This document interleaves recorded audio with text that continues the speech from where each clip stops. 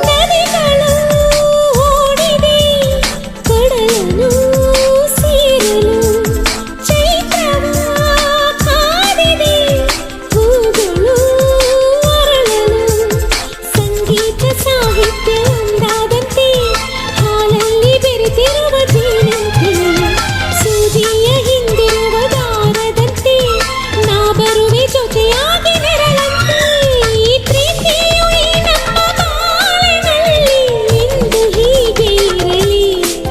ನಿನ್ನ ಪ್ರೀತಿ ನನ್ನಿದೆ ಜ್ಯೋತಿಯಾಗಿ ಎಂದು ಬೆಳಗುತ್ತಿರಲಿ ಆಹಾ ಇಂಥ